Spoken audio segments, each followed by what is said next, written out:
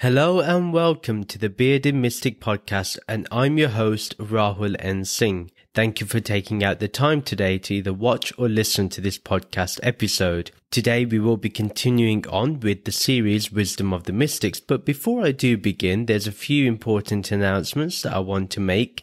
Please give your support to the Bearded Mystic Podcast by signing up to the podcast Patreon page for ad-free and bonus episodes, including the new series, My Thoughts on the Upanishads. You can get other benefits according to the tier that you select. The details are in the show notes and video description below. Other ways to subscribe to that extra content in terms of ad-free and bonus episodes is through Supercast and through the Apple subscriptions on the Apple Podcast app. You can find those details in the show notes and video description below too. Every Saturday at 11 a.m. Eastern Standard Time, there is a free virtual meditation session along with discussion and Q&A for around an hour. Please find the details in the show notes and video description below if you're interested in meditation. Sometimes we need some personal help in our spirituality, or we have questions that we personally want to ask. As a friend, I would love to help you in a one-to-one meeting via Zoom. You can find the details in the show notes and video description below. Please do like, comment and subscribe if you're watching this on YouTube. If you are listening to this on your favorite podcast streaming app, please rate and review this podcast and do follow or subscribe to get future episodes. Last month, we looked at the teachings of Swami Vivekananda. In this episode, we will be looking at the teachings of one of the most important religious teachers in the world. His ideas giving birth to Christianity. We are looking at Jesus Christ today, but not according to the Bible, but actually according to the Gospel, Thomas. The timing is perfect as today we're celebrating Christmas, and I'd like to wish you all a very Merry Christmas. Let's go deep into these sayings that are found in the Gnostic Gospel, the Gospel of Thomas. Verse 1, and he said, whoever finds the correct interpretation of these sayings will never die. What's interesting about the Gospel of Thomas, before I go into what that verse means, is that Jesus speaks as if he is a Taoist or a Buddhist or a Vedantin. He doesn't seem to have the typical Christian speak when he is talking in the Gospel of Thomas. It is very different in terms of its flavor. It's very different in terms of its words. It's very deep and meaningful.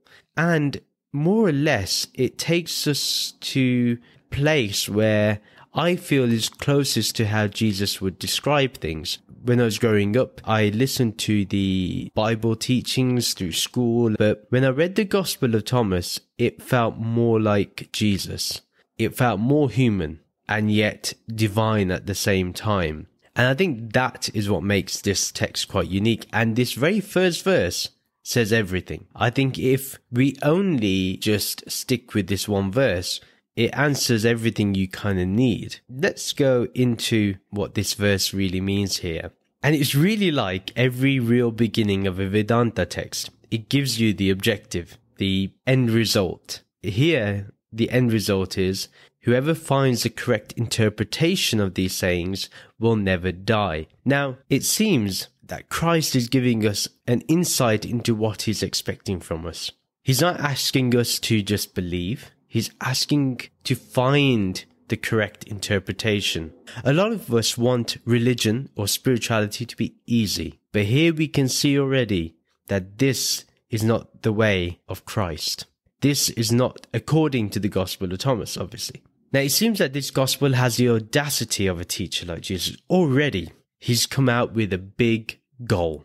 Whoever finds the correct interpretation of these sayings will never die. That shows the audacity of a real teacher like Jesus. And we do have to understand the metaphors. We have to understand what this may mean. We have to find the correct interpretation. We have to seek that correct interpretation. We have to stay with these words. Now, for example, when I have gone through these verses, it's not merely that I'm just speaking to you about them right now. I spent time with them, and I then have given you my views on what that means, my interpretation. I hope that if I get to the correct interpretation, that I will reach that state of that I will never die. I will attain moksha or mukti, as Jesus is suggesting.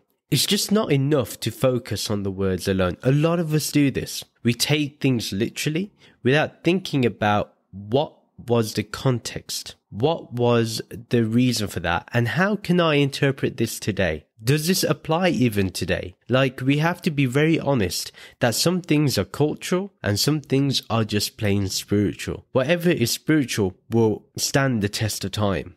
But anything that is more or less cultural, we will see that it has very little to do with today. If we can't resonate with it culturally, then that says that we can abandon that very teaching. Now, the other thing that Jesus is inviting here is that he wants us to enter a deep state of contemplation. It's not simply of just saying, well, I'm just going to listen to the priest or I'm going to listen to the teacher and that's it. I've got the answer. That's not enough. If that was enough, then Jesus wouldn't have had to say that. He would say, just believe every word I say and that's it. That's final. But he says correct interpretation, meaning he knows that his words will have to be truly understood. How can they be truly understood? Well, we know this from our lessons that we've been learning in the Bhagavad Gita. Essentially, Jesus will say the same thing, that that which is real is changeless, and that which is subject to change is unreal. It's not what we really are, nor does it have any reality of its own. Now, understand what I said there, a reality of its own. It has to have a source of its existence. It has to have, you could say, a screen to present itself. That's where we have to understand that that screen is the ultimate reality, or what we may refer to as God. Nobody can give you the answers.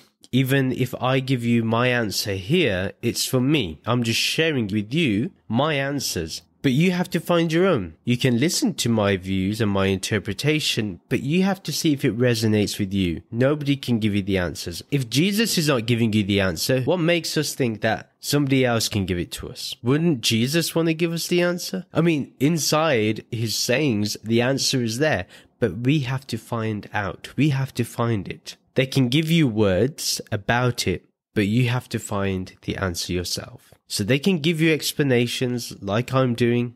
They can give you interpretations, their judgments, but ultimately you have to find your understanding, your way. When he says, whoever finds the correct interpretation of these sayings will never die, this means that the objective here is liberation. It's freedom. Freedom from suffering, obviously. Freedom from also birth and death. So going into everlasting life. Now, as we know, if we say somebody's going to heaven, that is a place, therefore it cannot be the reality that Jesus is talking about. Jesus is obviously on about something else. When we understand something completely, especially spiritual teachings, we understand that and we realize that there is no such thing as death because life is not contained in the body, but is beyond the body itself. To understand the correct interpretation, we will have to transcend the body and mind anyway. That's how we need to contemplate. A true seeker will be completely dedicated to finding the correct interpretation. Only a weak mind will follow the priest or conventional understanding. It's easy to follow somebody else. Trust me, we find much comfort in it. It consoles us. It makes us feel safe. But finding your own correct interpretation, your own interpretation, then to find out whether it's correct or incorrect means you have to practice the interpretation. It's scary. It's courageous. It's creative, but it's not impossible. But what I will say is if you follow the conventional understanding, not the mystical understanding, but the conventional, then it will be impossible for you to find liberation. You will constantly go through the process of birth and death. And as you can see here, Christ is saying that person will never die. That means that he understands the ultimate truth and that he's pointing to you that there is something which will never die. Verse 2, Jesus said, the seeker should not stop until he finds. When he does find, he will be disturbed. After having been disturbed, he will be astonished. Then he will reign over everything. As I said in the previous verse, the seeker should not stop until he finds.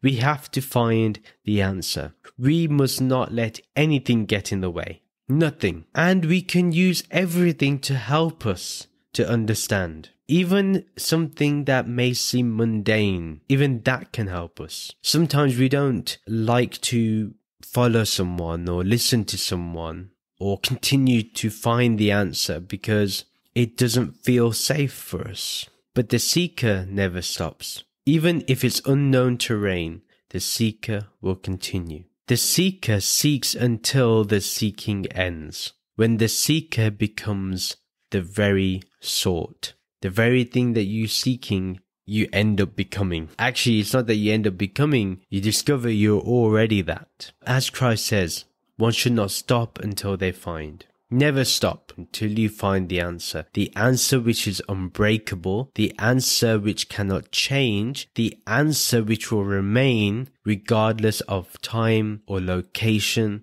or any other restriction or boundary. Anyone that does stop seeking, well, they were never a seeker in the first place. If you end up not seeking, then were you really after spiritual truth?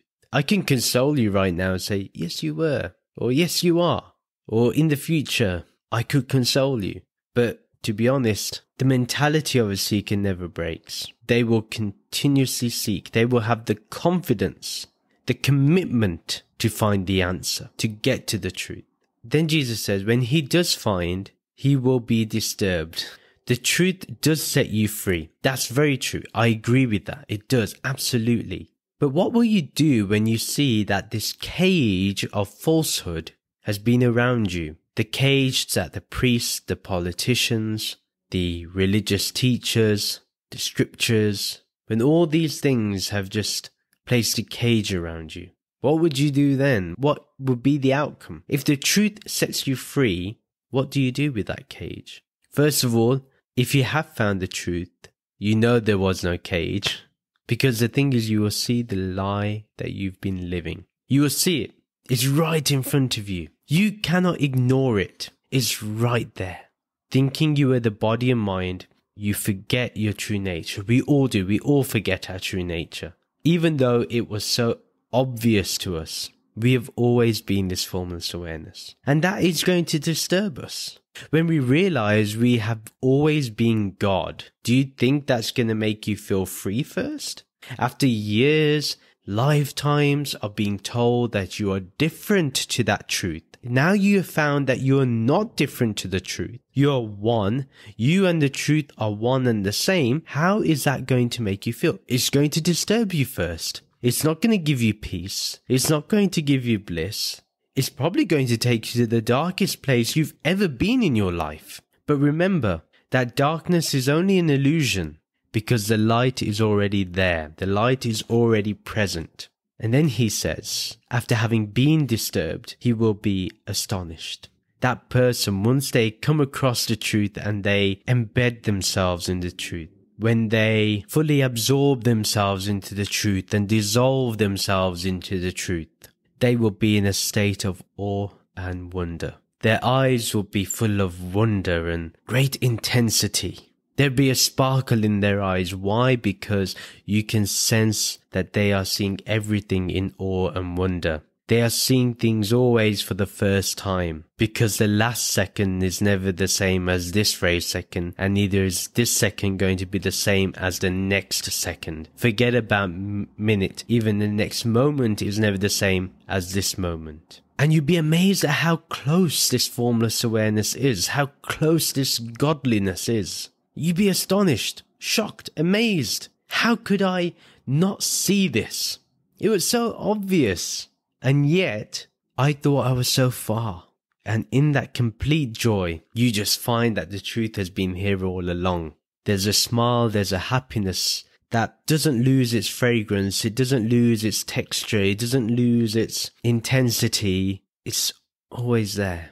It's not that, some people say that, the same level of happiness and joy and in that intense joy that I had when I discovered the truth is not the same today. I would like to just say it's not that actually. It's just that you've got used to that joy now. It becomes so obvious to you. It becomes so much part of your life.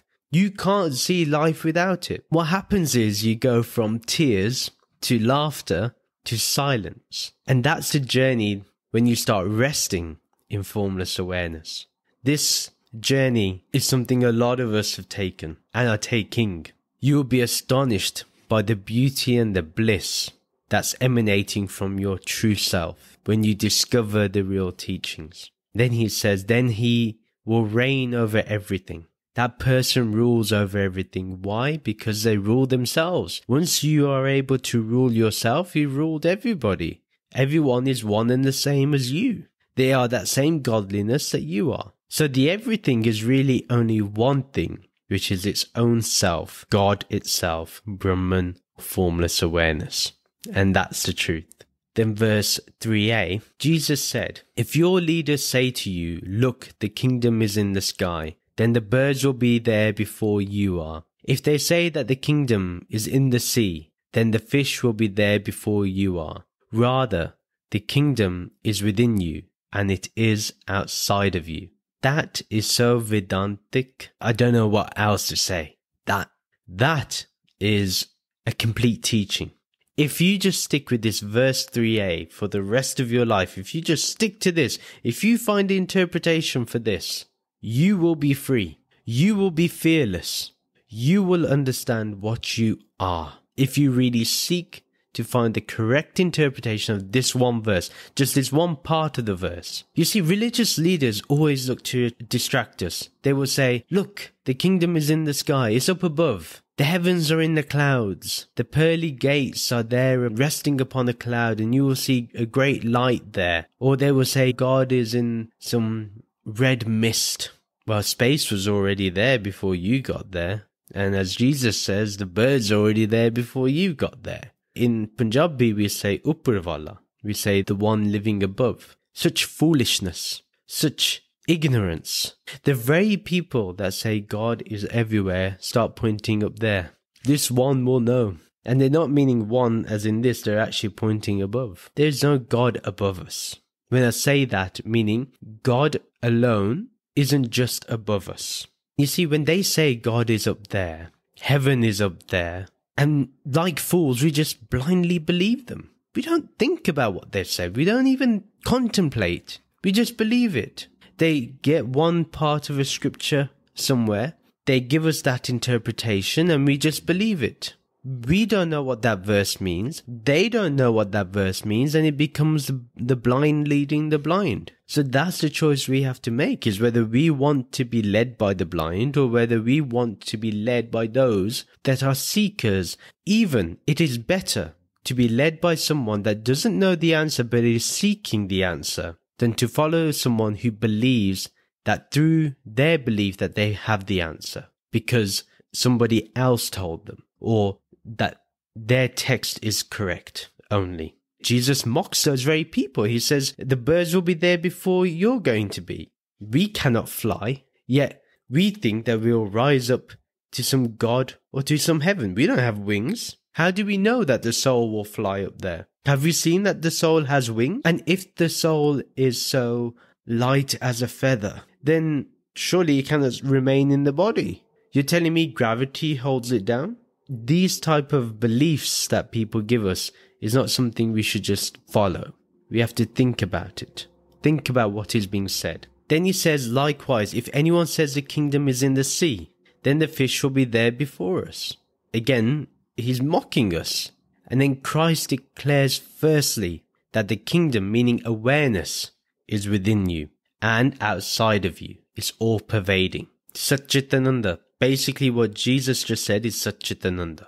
The kingdom of awareness is all pervading. It's within you and without you. Everywhere. One can view this specifically as Sat and Chit. Anand may come later, but it is the ground of existence and pure awareness, pure consciousness. That's verse 3a. But again, I just want to re-emphasize that if you really want to understand the truth, it's all in here. Let's go to verse 3b. When you understand yourselves, you will be understood, and you will realize that you are the sons of the living Father.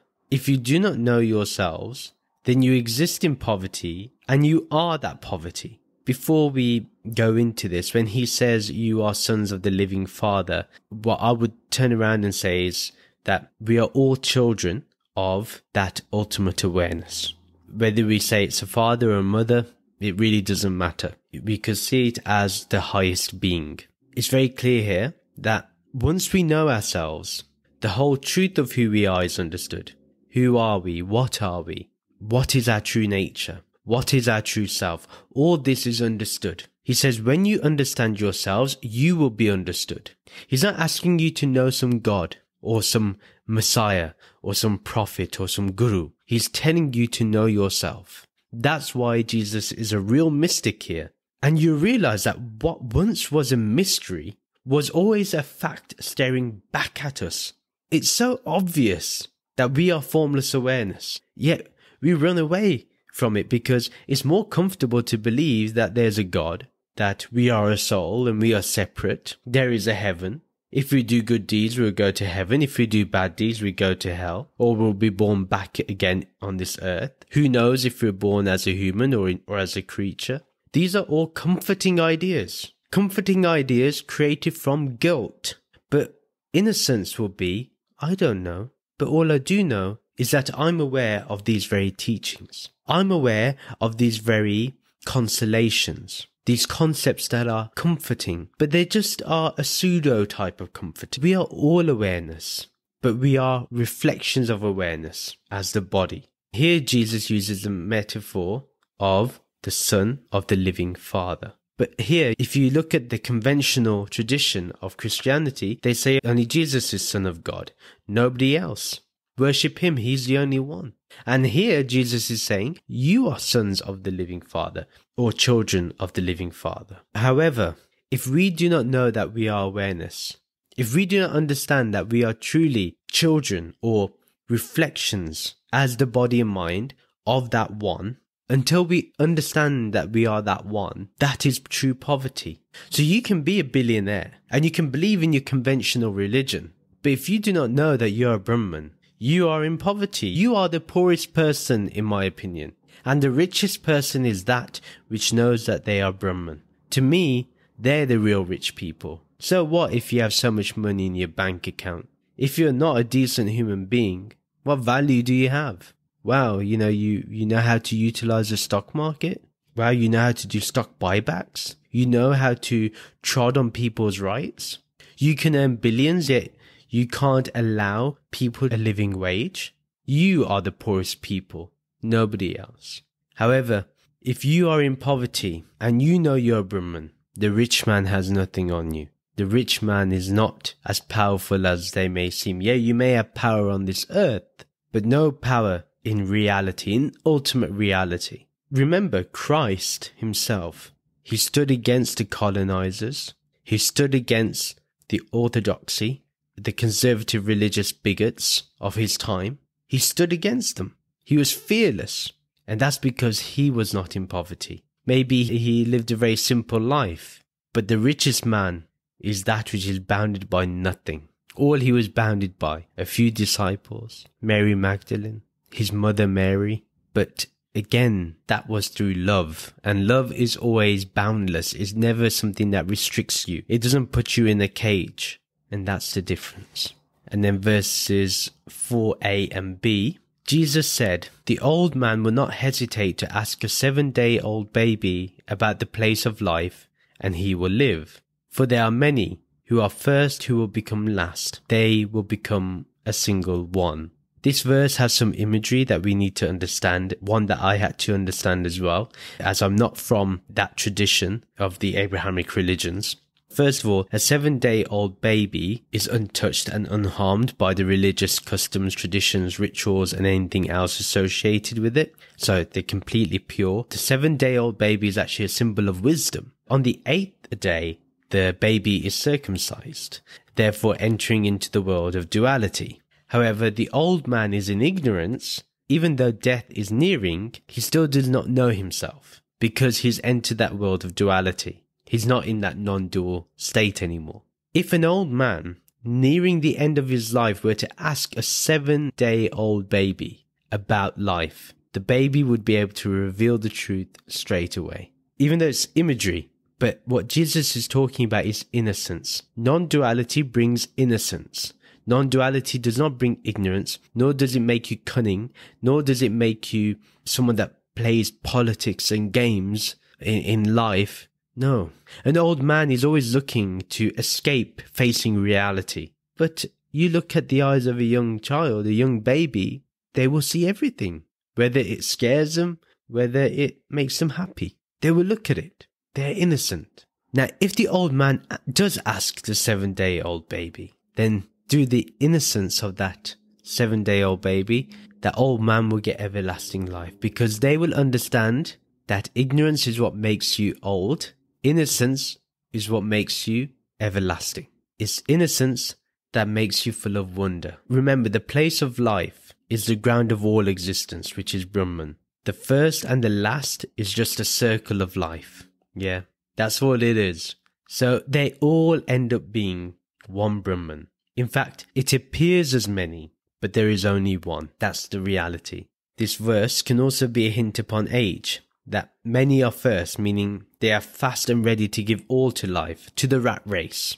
Then they get older and older and they get slower and slower, that they become last in the race of life. Eventually, all will face the death of the body. That is the one single truth that nobody can escape from. Nobody. But beyond that, if they are able to recapture the innocence, the wisdom of the baby, they will understand there is only oneness. The baby doesn't see themselves as different to you. They see you as an extension of themselves, because they've not entered duality. Likewise, the sage that knows themselves also is like that young baby that only sees everything as an extension of this one pure self, that oneness. Then last verse of today's episode, verse 5, Jesus said, recognize what is right in front of you, and that which is hidden from you will be revealed to you. Nothing hidden will fail to be displayed. Let's look at the meaning behind what he is saying. He says, recognize what is right in front of you. Right now, you are aware of what is in front of you. This screen that you're watching this podcast on, or you are aware of the sound of my voice. Therefore, the sound of my voice or the image on the screen is nothing but an object that you are aware of, whether that's the voice or whether that's the image you're seeing on YouTube. So you are aware of the object. The awareness of what is in front of you is first. So recognize awareness first, then the object. And then Jesus says, and that which is hidden from you will be revealed to you. When the Guru shows you Brahman, formless awareness, it becomes very apparent, very real, and it's like, how could I not have seen this before? You would never be able to understand how it could have been hidden from you. It was hidden in plain sight. But there is a truth. It's there in plain sight. You can see it. It's right there. Awareness is hidden because it has no form. Awareness is hidden because it's not an object. It has no form. It has no image, no location. It is timeless and all-pervading. Then Jesus says, nothing hidden will fail to be displayed. There is nothing at all that will not be revealed to you. Once you understand the truth, nothing can be hidden. All the spiritual gains or the gifts will be there for you to use. But one glimpse of pure awareness, then nothing else needs to be displayed. You will always be in that formless awareness. What can be hidden for the world will never be hidden for you. That's the journey we can all take. As we've been listening and contemplating upon a few verses of the Gospel of Thomas, thinking about the words of Christ, what we can capture here is the non-dualistic perspective, the non-dual teachings of Jesus. There's a lot to gain from Jesus, and sometimes I think it's so sad that 1 billion people may worship him, but they don't know him. They may recite his name, but they don't know the essence behind the name. They may look for him in heaven, yet they can't see that he's right there in their heart. And not just the heart of those that believe in him, but in the hearts of everyone, because Jesus is not a person. Jesus is not a body or a name or has any form. Jesus is that formless awareness that is eternally available as our own true self. All it requires is the same courage, the same audacity, the same intensity to realize what we really are, just like Jesus did. And that answer is that we are all formless awareness. That's the end of the episode. If you really enjoyed this episode and you really like what we've been discussing in the podcast in general, do share it with your friends and family and who you think can engage best with it. Do follow me on social media to keep getting updates. You can join the Bearded Mystic Podcast WhatsApp community group to continue the podcast discussion. Details are in the show notes and video description below. As I mentioned earlier, if you would like to support the Bearded Mystic Podcast, you can check out the podcast Patreon page.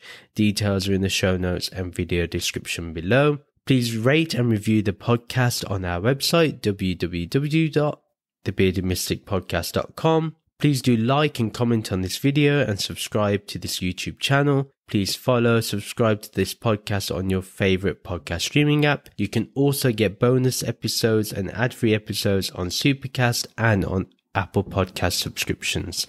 Thank you very much for listening. Let's end with the Soham mantra and also the Shanti mantra. Soham, Soham, I am that, Om Shanti, Shanti, Shanti. Om peace, peace, peace. Wishing you all a very Merry Christmas. Namaste.